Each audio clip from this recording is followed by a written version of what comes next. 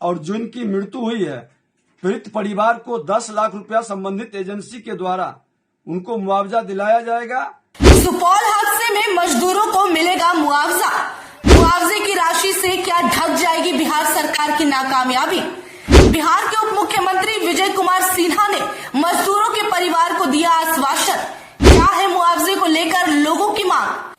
बिहार में कोसी नदी पर बन रहे सुपौल से मधुबनी को जोड़ने वाला सबसे लंबा पुल का एक हिस्सा गिरने से पूरे देश में इसकी चर्चा होने लगी। इसकी वजह यही है कि इस पुल के इस हिस्से के गिरने के कारण कई लोगों को क्षति पहुंची है। एक तरफ जहां एक मजदूर की मौत हो गई, वहीं दूसरी तरफ 10 गंभीर रूप से घायल है। बीते दिन सोशल मीडिया पर ये खबर ट्रेंड करता रहा। वहीं बिहार सरकार की लापरवाही का नतीजा है कि बिहार में 8वां पुल गिरा है। हर किसी की संवेदना उस मजदूर जिसकी जान पुल के उस हिस्से के गिरने से गई है उसके लिए व्यक्त कर रहे हैं, लेकिन उसके घर में एक बेटा खोया है और इसकी भरपाई नहीं की जा सकती। बावजूद उसके परिवार की देखरेख और मदद राशि के तौर पर मुआवजा बेहद जरूरी है। मुआवजा दिलाने के लिए लोगों ने खूब मांग की और तब जाकर प्रशासन की तरफ से मुआवजे का ऐलान किया गया। इसी को लेकर उप मुख्यमंत्री विजय कुमार सिन्हा ने दुख जताया है और ऐलान किया है कि मृतक के परिजन को 10 लाख रुपए एजेंसी द्वारा मुआवजे के रूप में दिया जाएगा, ताकि राशि उनके परिवार के लिए मददगार साबित हो। इतना ही नहीं, उप मुख्यमंत्री का कहना है कि उच्च स्तरीय जांच कराई जाएगी और जिनके खिलाफ कार्रवाई भी कराई जाएगी।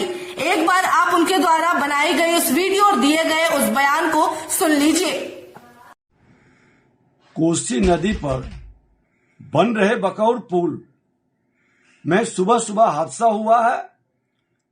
एक स्लैब गिर गया जिससे एक व्यक्ति की मृत्यु हो गई और 10 लोग घायल हैं। जो वहां के जिलाधिकारी से भी बात हुई है, हमने कहा कि उसका समुचित इलाज त्वरित गति से कराएं और जिनकी मृत्यु हुई है, पीड़ित परिवार को 10 लाख रुपया संबंधित एजेंसी के द्वारा उनको मुआवजा दिलाया जाएगा और इसकी उच्च स्तरीय जांच करा करके NHI के पदाधिकारियों से भी संपर्क कर करके उच्च स्तरीय इसकी जांच कराई जाए और पूरी तहकीकात की जाए घटना का, दोषी कौन है, ताकि सही कदम उठाया जा सके, कार्रवाई किया जा सके।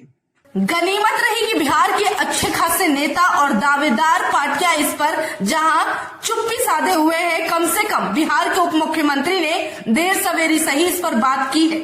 हालांकि बाकियों की तरफ से ट्वीट करना भी जरूरी नहीं समझा गया, क्योंकि इस हादसे की कोई जिम्मेदारी लेना ही नहीं चाहता।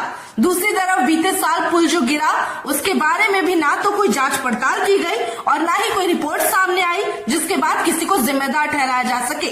इतना ही नहीं, उस पुल को बनाने वाले संबंधित कंपनियों पर भी किसी ने सवाल नहीं उठाया।